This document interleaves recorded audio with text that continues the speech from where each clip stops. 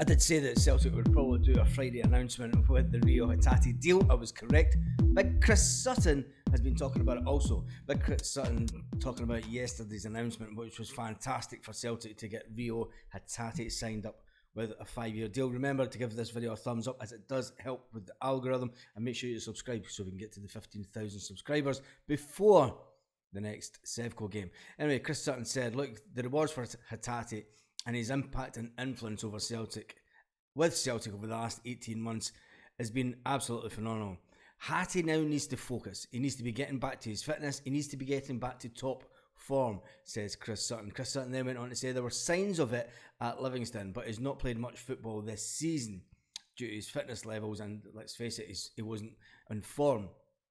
So Chris Sutton then went on to say there's been a lot of speculation around about this summer. It seems to suggest now that was a distraction.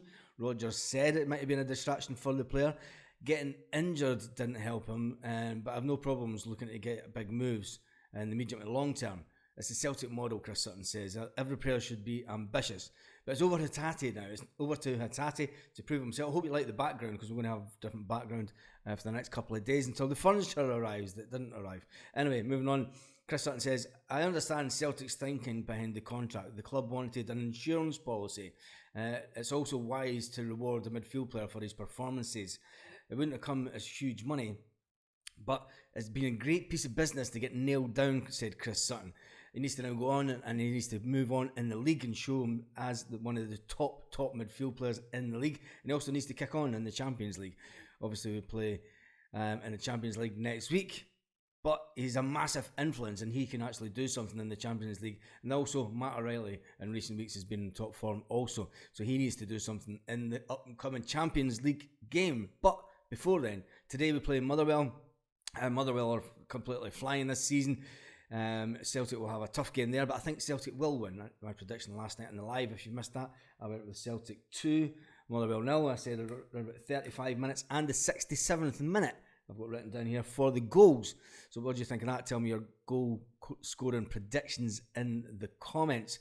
Will one player that joined, he was actually the second signing for Brendan Rodgers, whether he was a Brendan Rodgers signing or not, or if he was lined up under Ange Postecoglou, and we'll talk about him at the end of the video. Marco Tilio, he was the second arrival at the club this summer. He hasn't played any football. The 20-year-old winger has been described as an exciting player by the Australian media and the assistant manager, but we've not seen him. We've not seen him. The right wing position at Celtic was basically Liel Abada's until he got injured. Now that he's been injured and he is back fit, will he get a name in the squad? Will Marco be on the bench today? That's one of the questions that needs to be asked. Will he actually get game time? Finally, will we see what Marco can achieve at Celtic? Lewis Palmer's been given the nod. James Forrest, unfortunately, was took off. And Yang has also been given the nod this season so far. But none of them have proven, well, you've got to feel sorry for James Forrest last week. He would have got the full 90 minutes if the goalkeeper hadn't been sent off. But that's all in the past. It's up for grabs who's going to be in between the six today. I'm going to go with Scott Bain, purely for the fact that he needs game time to make sure that he's ready for any Champions League game that he's called up for. Because let's face it, he's only in the Champions League squad. He's only at Celtic because he makes up the number for Scottish players when it comes to Europe. Unfortunately, we don't have enough outfield players that play for Celtic these days to make up the numbers. Because if you ask me, Bain would have probably been out the door. So he has every chance, the young Aussie, to get his name on the team sheet today. Will he get on the team sheet? That'll be interesting to watch at around about 11 o'clock today when the teams are released. Motherwell, what can you say about Motherwell? They're an attacking threat. They're well organised. Liel Abada still out injured. You know, who's going to get that spot on the right wing? Tell me in the comments who you would have in your team. Now, Alistair Johnson has been talking about Brendan Rodgers, and he said he was intrigued. Alistair Johnson, he was intrigued when Brendan Rodgers was first linked to a Celtic return in the summer. The Canadian international, he's obviously been talking about the fact that he's thrived. He's absolutely thrived at the return of Brendan Rodgers. He says he's been consistent in the starting lineup, and he wants to keep that going. He wants to be consistent since he's came back from his injuries, and he said Brendan Rodgers was a massive name. It was a massive name, and after Ange Postecoglou's departure, and you've got to remember that Ange did say to the player, look, it's going to take you 6 months just to settle in, and then once you get a pre-season in you this summer coming, which was the summer just past, once you get a pre-season then you should be able to kick on as a player. And he's reflected on that, and he said, look, Brendan Rodgers' return from a player's perspective, he said, has been great. It's been absolutely fabulous. Coming in, I'd obviously heard a lot of things about him. His CV speaks for himself, he says. He said he won at Celtic and he's won at other clubs. He's been there and he's done it. As soon as his name was linked with the job, I think a lot of us were really intrigued by that. He's an unbelievable, personable guy. And all the stories I heard about him from his previous stint here were exactly that.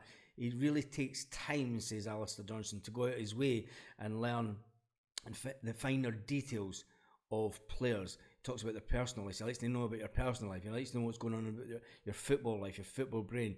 I've really enjoyed my time with him so far, says Alistair Johnston. And of course, when you're winning, everything feels better. So it's a really good start under Brendan Rodgers. And of course, it's nice to see that Ange is getting some of the flowers down in Spurs, because he deserves it, says Alistair Johnston.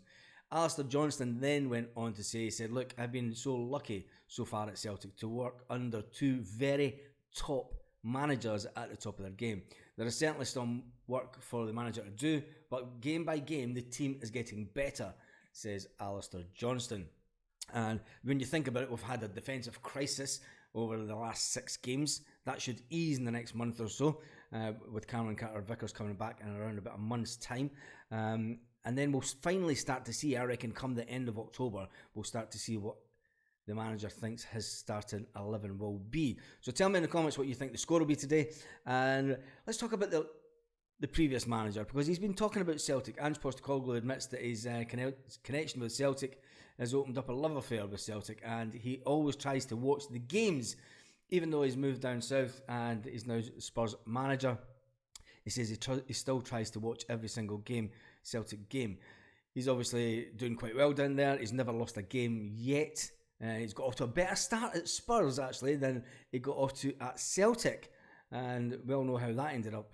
But anyway, despite leaving Scotland and moving on to his next chapter, he still admits to following Celtic and admits the results under Brendan Rodgers has been interesting to watch. And he attempts to watch every single game. So that's nice. So, Ange, if you're watching this, come on the channel. Come on the channel, Ange, and we'll have a chat. We'll have a chat about Celtic and your how you think your time at Celtic went, and a message to the fans. So come on the channel, Ange. Come on. Ange Postecoglou, he says, I love my time there. I loved living in Glasgow. My family had a great time. I love working at that football club.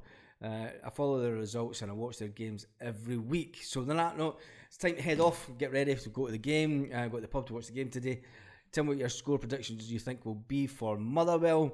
Make sure you catch the live after the game. It's probably going to be around about 30 minutes after the game has finished that I managed to go live. If I can do so quicker, I shall do. But on that note, have a fantastic day, Celtic fans all around. Lit. Roll up to the party, roll up to the party, roll up to the party, roll up.